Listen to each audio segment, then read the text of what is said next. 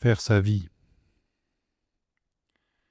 J'écris depuis la solitude, dans le cockpit de ma I-20 et quelques munitions accrochées à mon gilet pare-balles. J'écris depuis les refus, la violence, depuis les échecs, depuis les rejets clairs, depuis les omertas, depuis les ignorances crasses, en nombre incommensurable et au retentissement profond. J'écris depuis le sol, depuis le ciel. J'écris pour ne pas saigner. J'écris pour ne pas me buter la tête contre les murs. Et pour rester poli et correct quand je croise d'autres personnes qui ont l'air à peu près humaines. J'écris parce que je fuis et que je préfère faire face, seul, avec moi-même, à mes échecs et à mes ressentiments. J'écris que je ne veux pas m'oublier pour ne pas oublier ma femme et mon fils, mais j'écris aussi depuis des décennies de souffrance.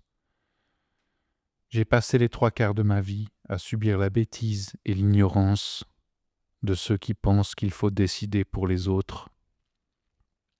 On a fêté hier mes 90 ans avec un fruit pourri, celui que j'ai reçu à la naissance.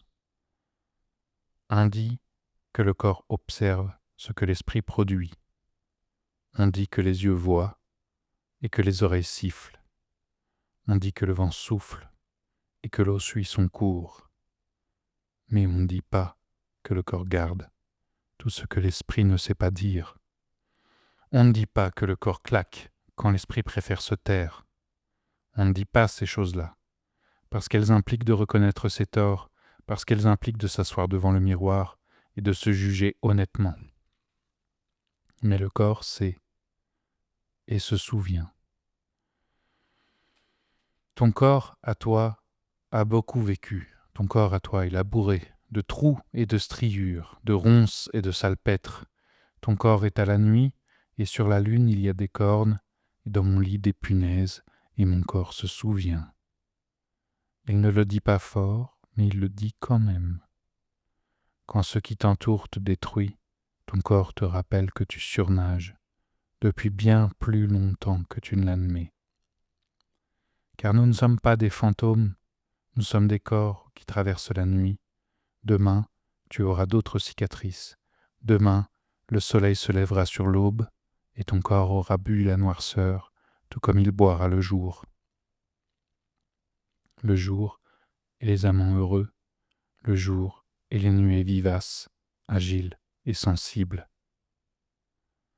J'écris depuis un contrefort, mais ces traits sur mon écran n'enlèvent pas les rainures profondes qui strient mon corps de sa noirceur et le laissent aux mains des créatures qui peuplent mes cauchemars et les vôtres.